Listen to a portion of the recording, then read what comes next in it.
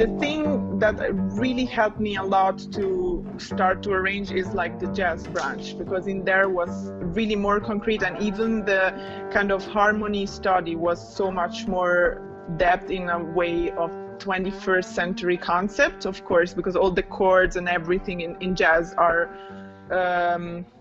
slightly different from how they are taught in the classical thing. She's back for, I think, the third time on this podcast.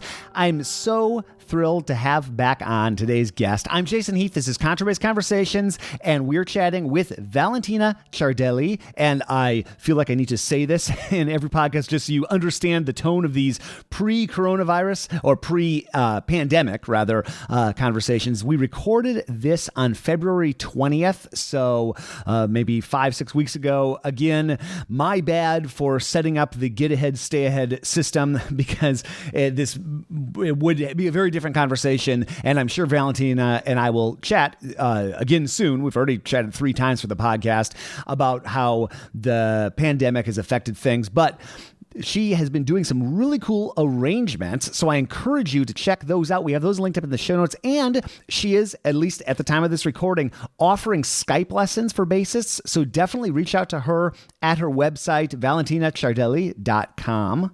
And you can set that up with her. We're going to actually hear a bit of her arrangement of this famous Puccini aria from Bohème for cello and bass. Very cool. And I'll link up to the YouTube video of that. So definitely check that out. Follow along with her on YouTube.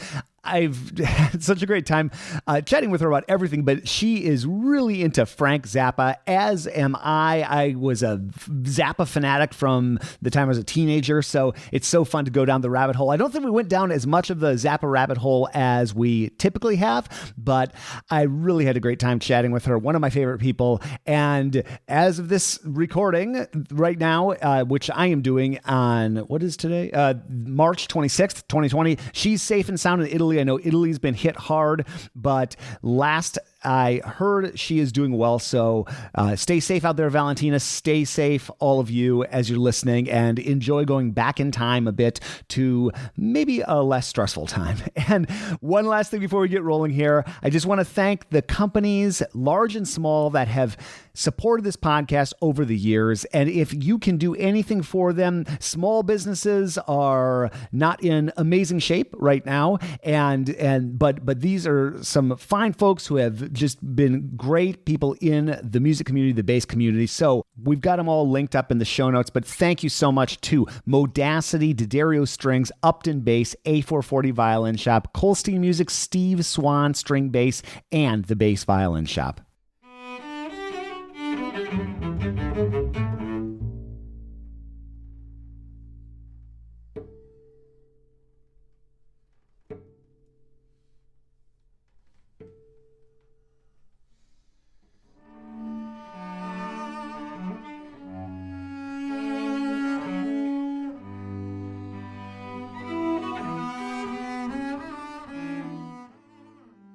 Hello. Hi, Jason. Hey, Valentina. How are you doing? Yes, all fine. Finally. Back home. Yeah. Just for a couple of days, and after some delays and stuff, so it's okay. Where were you before? Were you doing some traveling, some playing, or? Yeah, I was just traveling, not with plane. I was just like doing some touring with the train from the last couple of weeks, and then I had like a video shooting in London, and then I just came in Italy for like a couple of days just break, but the flight was just badly delayed and everything, so it was just like, wow, it was like worse than travel to another continent, basically. Oh. I don't know why. It can happen. I've had that happen. You know, I was in Australia in November. So Australia to San Francisco, it's about the same as Australia to Europe. It's like 17 hours. I think it's actually worse to Europe. I think it's like 20. But I think we were delayed. So I had a 17-hour flight, but I was sitting on the runway, I think, for 3 or 4 hours before we even left. Ooh, so okay. Almost a day of just like sitting in this plane seat. Oh, so Are you in Italy right now then? Yes, now I'm in Italy. Yeah. Nice. Because you're from Lucca, basically, right? Or just outside of Lucca, or Lucca itself, or? Yeah, I mean, my family, half of my family is from Lucca and like the vicinity of Lucca. There is like a place called Pietrasanta that is near the sea. But I just grew up in Lucca. I just went there since I was 5, and then I like left Lucca when I was like around 17. Yeah. And then I returned back to study at the conservatory as well. And yeah, I almost just spent the majority of my life in Lucca, actually. Lucca and then London. Well, if you could pick 2 places that seem pretty cool to me, Lucca and London. You know, I've still never been to London. I can't believe it, but I was actually pretty close to you. I was just in Leeds in Yorkshire. Oh. Yeah, I was filming a course with Discover Double Bass. Jeff Chalmers, he lives in Leeds. So I was just there 2 weeks ago, actually. Wow. Okay. Yeah, and cool. I feel like a fool for coming that whole way and not going to London, you know. But it was one of those things where I had, you know how it goes. I had something like right before I had to leave and then I had something I had to get back, like, you know. And so I'll make another trip. But I can't believe I was planning on extending it out and doing some exploring, but I'll come back in the summer sometime. No, we have to organize something properly in London, just like a kind of like Discovery Double Bass in London, doing some stuff. Like maybe it might be very, very interesting. I mean, let me think about that. Okay, yeah, for sure. Yeah, for sure. It would be amazing, actually. So yeah. Well, I'm so sorry we didn't get a chance to connect for the podcast. I know that Trevor, who I work with for the podcast, I know he got info out about the camp, but I know that has the deadline passed for the Music Academy now? Have you gotten the students, or where is that standing? Yeah, I think like they got some, they just like keeping like selecting people. So they will tell me in March. So they just like send some flyers. But yeah, I think it's just like going around, people are spreading the word. So yeah. So it's still okay for people to apply if they want to. You think? Yeah. Actually, yes, because they also add more instrument courses. Actually, they found like a couple of professor in other instruments, so they just like the deadline is postponed. So actually, I think if people would like to apply, they can also message me directly, and I can just or the camp. Actually, it's still March now. So it's cool. Still open. Oh, nice. Well, I'll make sure this should go out before that deadline happens. No problem. But I'll also make sure that we, put that out again too. So thank you so much. Yeah. Well, because actually it will be so interesting because it will be the very first camp with the new music that I've worked in the past years for chamber, and is actually re-edited in a kind of academic way. It's a bit focus on some technical aspects that I just work on in the past years, Mm-hmm. So it's really suitable for people that are still learning the instrument, like kids or like teenagers or like first like undergrads, mm-hmm. but in a very like specific way, not just to spread the proper repertoire and also to give them the possibility to include these pieces in the repertoire, like I don't know, Trout or Dvorak quintet, why not a Frank Zappa quintet? Yeah, why not indeed? Yeah, I would love to play some of this on some performances of my own, and I think what a cool way, not only and to do it in a chamber music sort of setting. Yeah. I think is just really interesting. I was just listening right before we got on the call to the Puccini. With the cello and bass that you just did, which is lovely. That's such a great rendition of that as well. So because it's from La Bohème, right? What you're playing, yeah. Cool. Yeah, it's La Bohème. When did you write that? Okay, this is like a quite long story because I actually wrote quite a lot of fantasy for piano and bass on mm-hmm. Puccini. I just decided to do like a kind of a resume of the major opera like Turandot, Tosca, Butterfly, and Bohème, but just for piano and bass. And then I end up to play with this fabulous cello player that is Helena Schwigel from Slovenia. And we were searching some repertoire to fit with the duet of Rossini and Dragonetti. And I thought, why not something that is coming a bit later, but it's still connected to the opera world, like Puccini. And I'm coming from Lubka, and I've just already worked a lot on his music as part of the orchestra and as solo instrument. And so I just told to her, which kind of opera do you like the most? And she just told me, oh, Bohème. Oh, I have one fantasy on the Bohème, by the way. I can try to transcribe again for our duo combination. And so basically I re-edited the whole fantasy that I wrote for me and the piano with the cello. And of course, I just drop out some theme and I pass to the cello. I just rework it basically. And that was in late November, beginning of December, and we premiered it in January. It was a really short time, but yeah. And I forgot.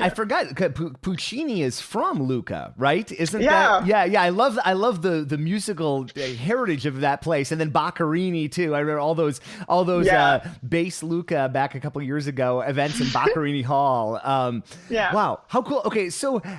Yeah, so you are it's amazing the volume of what you are doing and just the activity and the new music and the new arrangements, and it's how on earth do you so let's just take this Puccini so you had already done this for piano and bass, right? Yes. Okay, and when did you do that? Oh, my very first attempt was in 2013, something like that. Okay. And when I still was at the beginning of my studies, and I was super shy, so I just wrote this thing and I kept it in one locker for years. No, I was like, nah, it's not good enough, or no, I'm daring too much.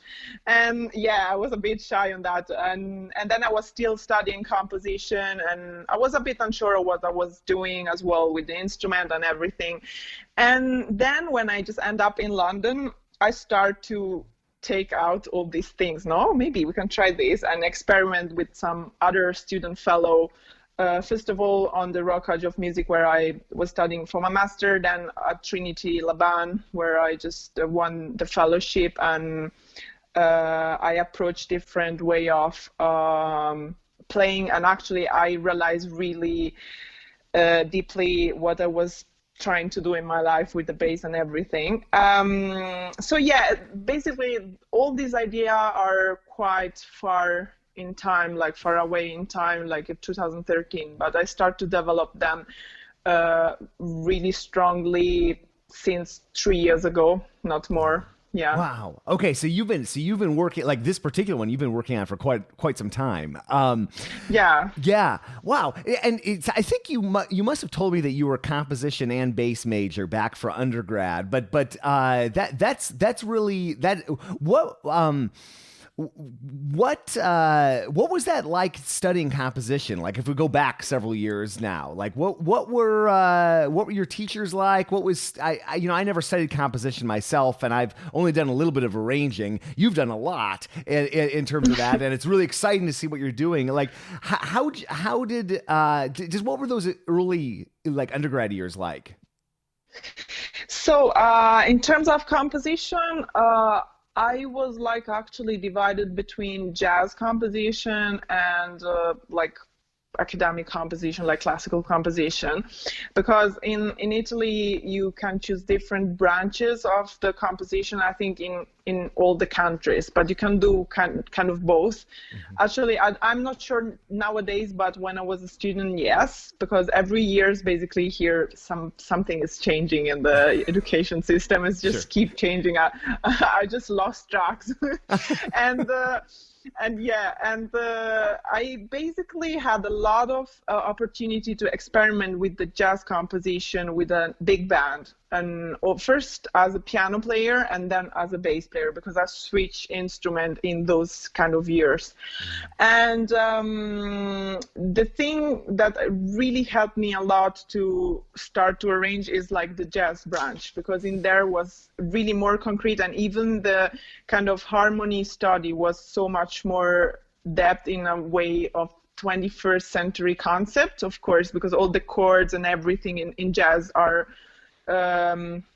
slightly different from how they are taught in the classical thing. In the classical branch, I personally studied on Bach chorales a lot, and like doing bass, like numbered bass, figured basses, and that was really useful to learn the disciplines of the chords and the voices. And I think studying both method helped me to just don't have like a box in the head, you know, and just like to try to explore more with the technique, but in a 360-degree perspective, and actually to apply this kind of thing on the bass, because I think composing on the bass is even more difficult than a piano, I think, on my perspective, because on bass you have to really, you can't see the notes on the fingerboards.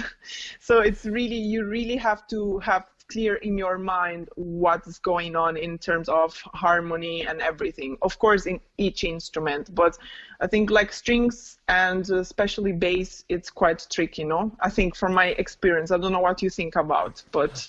Well, my piano skills are so limited that anything I've done has always either been at the bass or at the computer. But I think that you know, people I talk to that have done a lot of arranging or composing, but I especially know a lot of people who've done a lot of arranging. If their piano skills are strong, it's so much faster and it's so much easier. And yeah.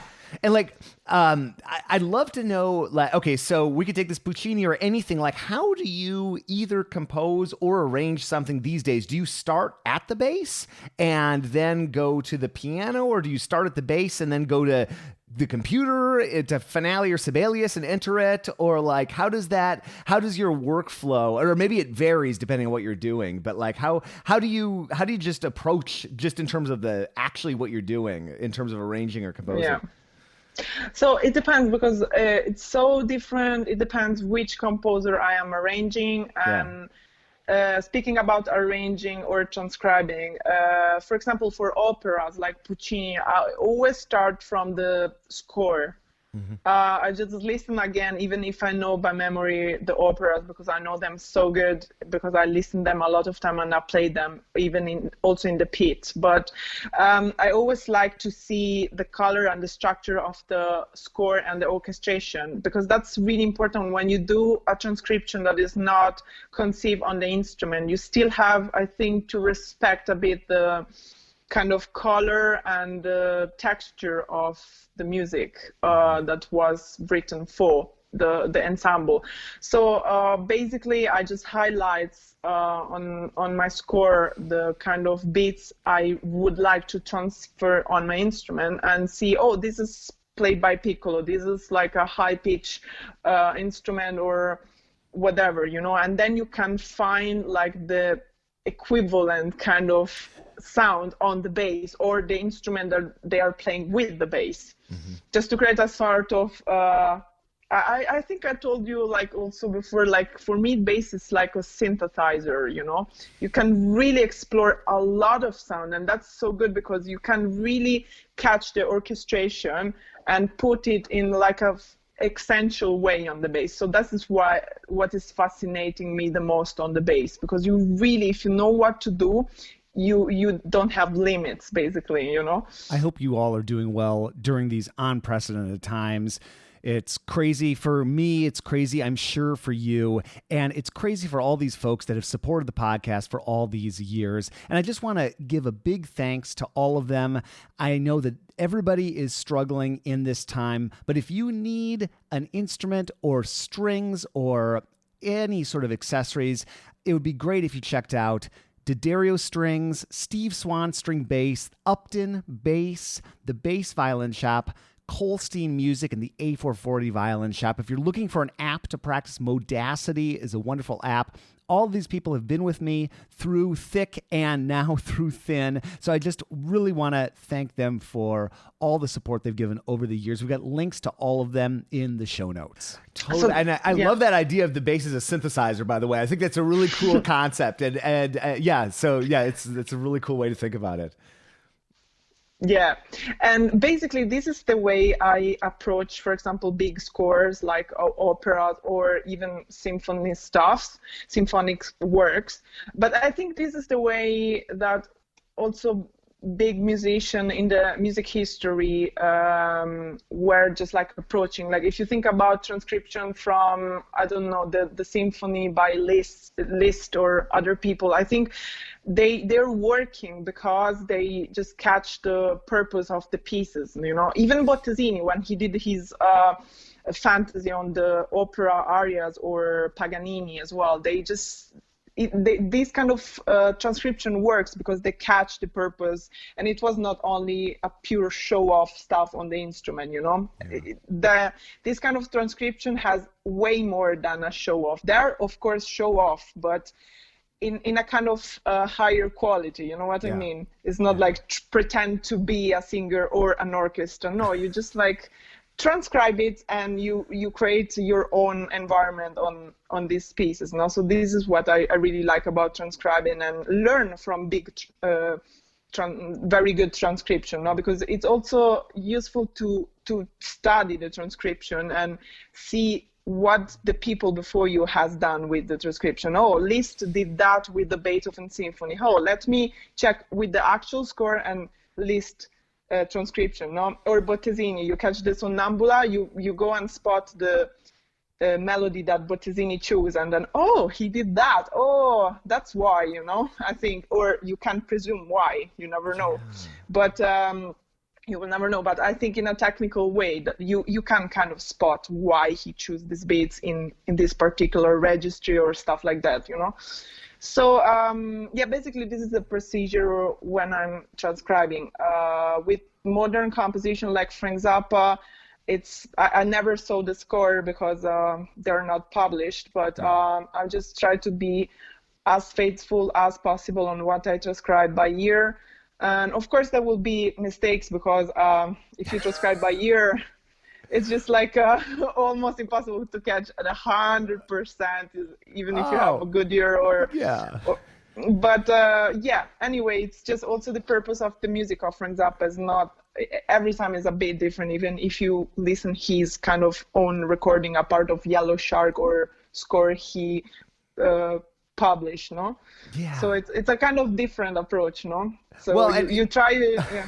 It's so I like Zappa, and I love I could talk with you about Zappa for like 10 hours. You know, he's like, but, I know, but it's like but transcribe. That's like the ultimate challenge. It seems like transcribing something by Zappa by ear. Like how on earth do you, like Peaches and Regalia or whatever? You know, like do you do it? Do you slow it? Do you ever slow it down, or do you just listen to it so many times? Or do you go to the piano and try to figure it out, or like how do you even like approach that? And then like the rhythmic complexity of so much of what he does, and even if he does vary it, I mean, like, boy, if you just like look at a Zappa melody on paper, there's a lot in that. Yeah, it's just like if you look at score like Black Page or stuff like that, they're like, oh my god. But Echidna as well and everything. Yeah, basically I spent my teenage time transcribing his music before I was playing the bass, actually. So I think what I've started to do is I never slow down the pieces because I never use any kind of computer thing, and it was like in the early 2000s, so they did, I don't know if they even exist. I neither had a computer at that time, so I was just like, I had like a CD and stuff like that, and I was like transcribing during bus journey to the school and everything, and then I went home and checked everything on the piano, of course, and I was like deciding every day, okay, today I'll transcribe woodwinds on the score. So, and then I just went home and checked the woodwinds part. Oh, that's okay, that's almost okay. And then it takes me ages to check everything. And then bass lines, so blah, blah, blah, blah. Then drums, I transcribed also a lot of drums. Like I went to just ask to some drum players, like, is it that correct and everything, notation and stuff like that. So yeah, it was pretty kind of, I don't know, for me it was like a kind of video game, you know. Yeah. It was like a level 1, level 2, level 3. Oh yeah, unlock the next song, you know. Well, you're like the perfect example. Like everybody tells a jazz, you know, we were talking about jazz just a second ago. The advice that everybody gives jazz musicians is transcribe, right? Transcribe. You're like the perfect example of somebody who's like transcribed a time. Like whenever I've tried to transcribe, like when I decided to get better at jazz or whatever, I just feel like I'm lousy at it and I'm making mistakes. And were you always good at transcription, or was it just like you're saying, like a game and you just got better at it? Or did piano, I bet piano probably helped that. Do you think that I don't know, were you always good at that? So I think it's a matter of exercise a lot, because I think piano helps you because you can check in the whole range, basically. You know, it's like to play in a kind of orchestra, no, when you play piano, because you can check all the pitch and everything. But I think transcribing is a matter of practice, because even recognize the different kind of instrument is not easy at the beginning. Is it like a clarinet or like a saxoprano, or what is this? It might sound super easy, but at the beginning there are certain register of instrument that if you don't know that it's that instrument, it's difficult to spot at the beginning. Yeah. And especially, I told you, Zappa, I learned a lot to transcribe while I was transcribing Zappa, because in there you really have to be able to focus on one line, just isolate it with the brain, like one of these program, I don't know, Logic track, you mute everything, every mic, and then you focus on that. That's, I think, the process I did with my brain when I was transcribing Zappa. And that helps a lot, to transcribe. For example, when I was also playing jazz and I was transcribing solo or everything, it was so much easier, because actually I learned a lot during the transcribing process with Zappa. But I think it's also a matter of having a good ear. But if you don't have perfect pitch, or even if you have perfect pitch, I think you have to practice a lot in terms of transcription. And transcribing give also to classical musicians a lot of plus, I think, because meanwhile you transcribe it, you just like absorb the feel of the music. It's like playing along sometimes, no? But even better, because you already know which kind of notes you're gonna play, because your brain just register them, even not physically, but they're in your brain, no? Yeah. So and it gives you a lot of freedom when you transcribe. So I just think it's a good thing even for a classical musician nowadays to transcribe. No, for sure that's something that I've been negligent, myself, and I almost never I have students that will sometimes naturally try to figure it out from a record, but being actually really purposeful about it, it's another form of musical development and practicing in a way, or just mental development. And so you got the Puccini, you've got a whole bunch of other things you've been working on too. Did you do some Ligeti transcribe? No, not Ligeti. Oh, what was it? Liszt? Not yet. Okay. Yeah. I thought I had written down. I was writing too fast. Okay, I was like, I will scratch that. I was like, what on earth did she transcribe of? Okay, never mind. But no. But maybe maybe one day. Maybe one day. Let's see. I've just done some Arvo part. Oh, okay. But this was again some arrangement, transcription from some pieces with the harp and bass, but I didn't record them yet. I just only played them live. Ligeti. So what, because I think the last time we talked, which I don't remember exactly when that was, but it was within the last year or so, you had been, you were putting the recording, just getting everything ready. Have you had a chance to publish anything yet? I remember us chatting about something, but is if people want to check out some of your arrangements, I mean, is it out there in the world yet?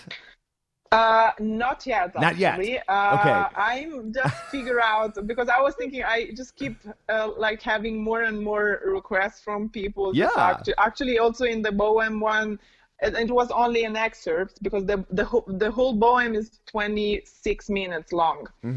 But the people start to write me, hey, it just sounds good. Do you have like the score for any chance? And it's like, yeah, I really have to start to publish things because like also it's a way of course to like spread them out more and more, of course, because people actually at some point if they like things they really want to start to play them, and it's just totally normal. And actually I'm happy that there are people that are asking me because it means they really like it and the message is just going forward. So yeah.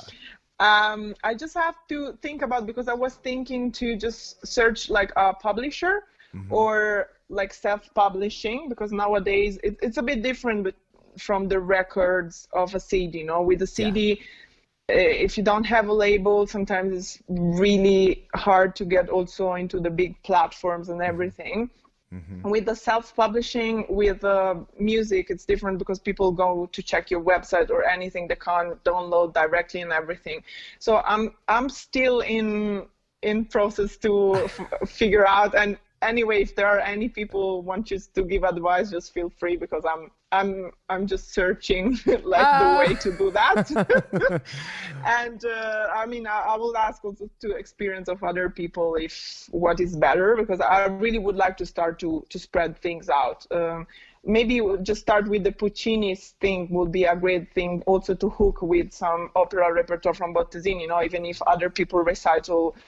It would be nice to start to have a Puccini piece in double bass repertoire.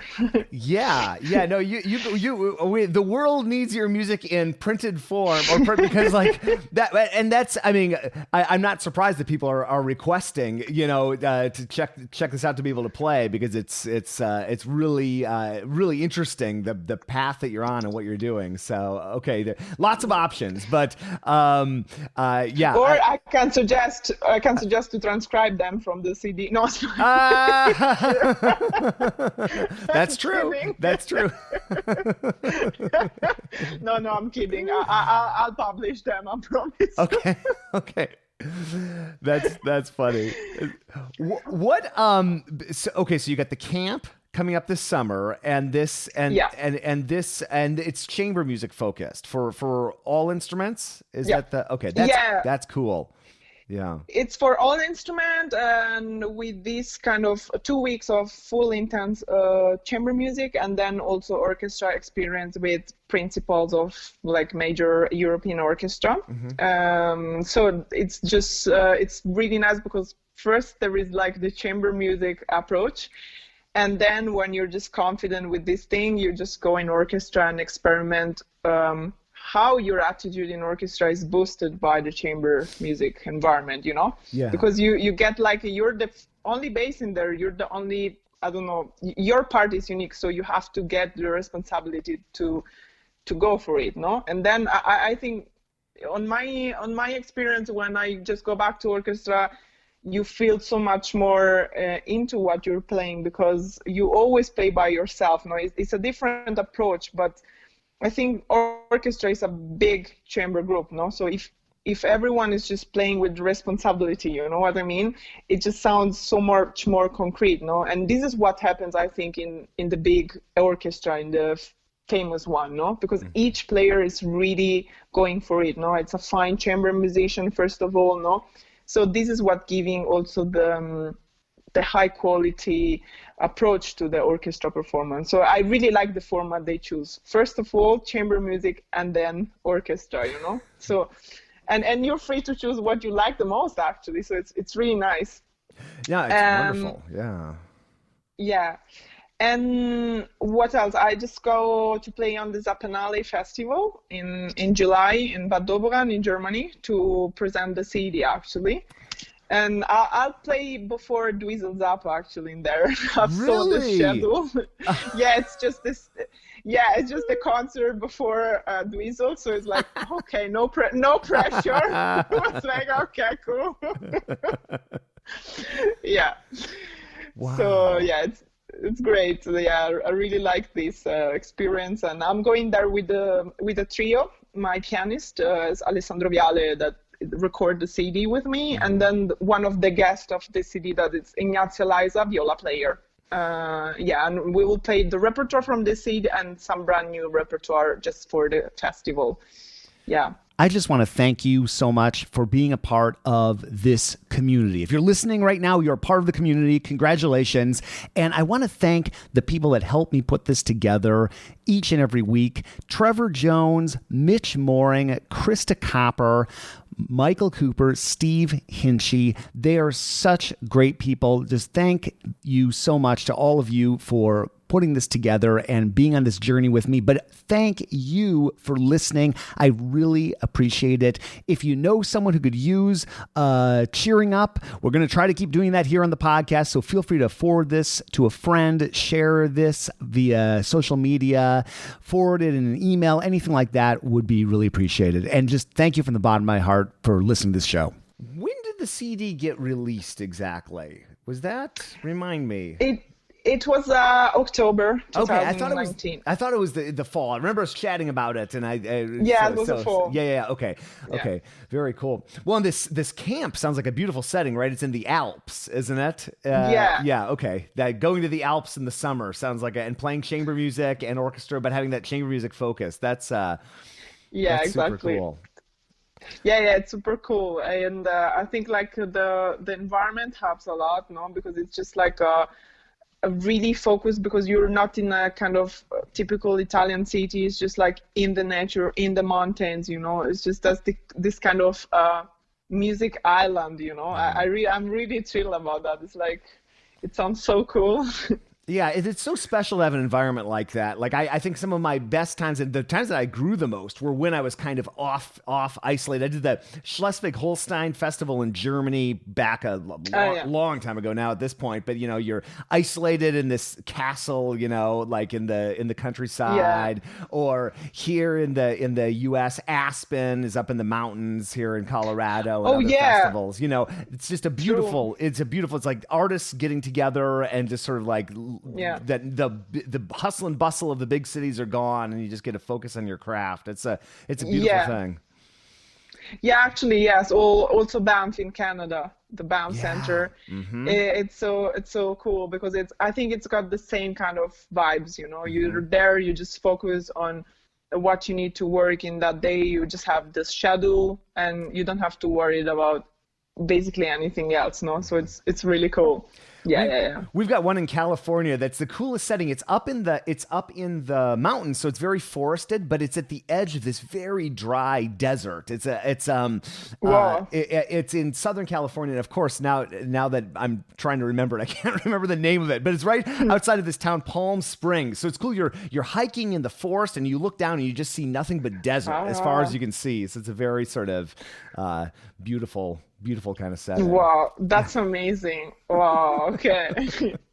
I just have to come back to the States. I really enjoy and never been in California. Yeah, you would enjoy it. We got to get you out here. You'd have a good time. You would need to spread the word and hear some chamber music and some Frank Zappa music here in San Francisco and Los Angeles. And I can't wait to see what you're doing in a year or 2 years or 5 years, because do you think ahead that far in terms of, because people ask me this, by the way, and I have no good answer. They're like, what do you want to be doing in 5 years? And I'm like, I don't know. Okay. I'm having a good time. I guess I want to be having a good time. But have you thought about that? Like what you see yourself doing? Because you're still at this, are you still technically in this program in school, or are you done? Are you out on your own now?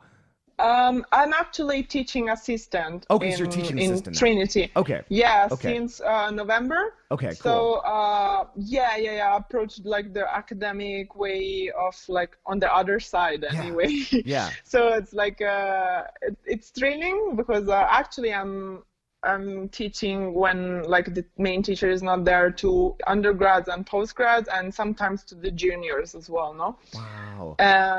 It's such a different experience, because sometimes also you're just not that older, no? So especially with postgrad or undergrad, so it's a kind of a close relationship sometimes, you know.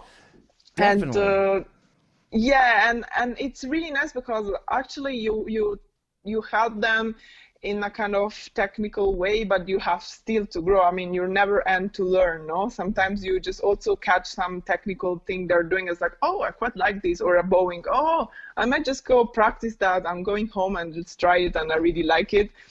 So it's a really an exchange, and then you propose them new approach to music. And I try to force myself to don't push too much because I'm really keeping, do this new piece, or just did you experience with new instruments, you know? And I try, no, wait, they're still learning. So it has to be 50-50 at least, you know? But they are really open also, and they ask also questions about, oh, this piece, it was in your CD. It's pretty hard. And like, yeah, no. And then they're really open and curious on new things, no? Because they also search new way of approaching the instrument and the repertoire, no? Because I think the most important thing is like to boost everyone talent or like gift, no? Yeah. And sometimes in some academic environments, still we are too close and we have to do all the same thing, no? And I think in terms of technical aspect, you have to learn the same thing because you have to be free to be able to do stuff on your instrument. No, it's like speaking. You have to learn the grammar. You have to learn everything. But then you have also to have a kind of help or to have the sustain of a teacher or tutor or whatever to encourage you to explore more. And if you don't explore in school, in college, where you have to explore, you don't have the time when you work, no? Yeah. So I think the academic environment are the most precious place where to explore stuff, no? So that's why I'm trying to establish also some connection with other teachers or stuff, because I think the more we do together things, the more advantage have for, I mean, everyone, teachers or students or but even not professional people, they want just to approach stuff just for fun, you know? So yeah, basically, I don't know, in 2, 3, 5 years, I don't know, I'm just, first of all, hopefully I'll publish something to spread this thing. Yeah, well, for sure. Yeah. Well, you would be such a, like, any school would be so lucky to have you, because like I look at people, if I look at some other people that I think of that have been teaching for a while that kind of have forged their own path a little bit. Like a couple of examples come to mind would be like Robert Black here in the States, or Mark Dresser. And I look at all the people that have worked with them at those schools and how interesting that they've managed to be inspired and really create their own thing. And I mean, I think you're really finding, you're really, carving, you really are carving a path that I think no one has carved in the bass, bringing together the arranging and composition and then performing this work, the works that you're bringing to light and create. I just think it's super cool. And so many people would benefit from that. And you're right. You can't overload someone who's like 18 or 19 and like you got to still learn how to play in tune and play scales and get around the bass and vibrato, but still, like, what you're doing will obviously have an impact on them. So I just can't wait to see when you get your music published out there, because everybody listening to this, I'm sure will want to, and I'll play a little bit, if it's okay, of this Puccini, so people can hear it. But like, sure. Yeah. And then be just like what you end up doing. And I'm sure you'll end up doing some teaching in the future, but like what you bring to the table, I think is just so rich. So I think it's going to be really cool to see. Yeah, the thing is, like, I just really hope people take this kind of drive I have, not like an ego thing, but I really trust in our potential as bass player, and I think we really should like start to believe more. I will not get never tired to say that, because we have to believe more in our identity and what we are. We are artists as everyone else, so we deserve place as everyone else. And I'll fight like a lion because it's just like what we need and it's not like a fight against anyone. It's just a fight to find our place that we deserve, Yeah. And I really hope, but there are like other bass players of my generation and even younger, they keep doing stuff, but still it's a bit something that it's underground at the moment. No, we have to really seek this process more and more without any kind of shame, I think, in a good way, because it's not an underground thing. It's just something more, I think, no? Oh, and, for sure. Yeah. And I think it's so obvious that you're excited and passionate about the music you're exploring and what you're doing. And it's like ego would be the last word I'd use to describe it. I just think you're uncovering like this cool music that you're bringing to the world and forms of expression. I think it's really cool. And you're well on my way to being one of the most frequent podcast guests. I think Danny Zeman has got you bested, but you're catching up. So we got to do this. Thank you so much. No, thank you for the invitation. Every time it's like, oh my God. Well, you keep so doing good. You keep doing good stuff. Like the problem is you keep making cool things. So we have to keep. I'm glad, and that's why I hope I can just like manage something in London and just invite you over and really make a documentary on the new repertoire live, so you can hear and you can see with your actual presence. No, well, let's make it happen. This is great.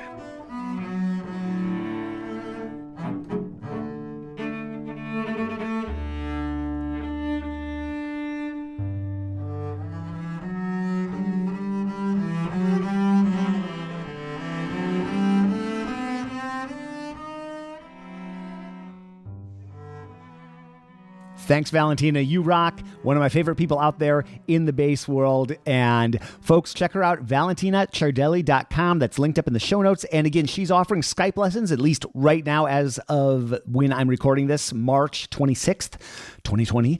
And I forgot to mention in the intro, but she's actually selling her arrangements now. She's got one on Amazon, one on Sheet Music Plus. So definitely check that out as well. And we'll have that linked up in the show notes.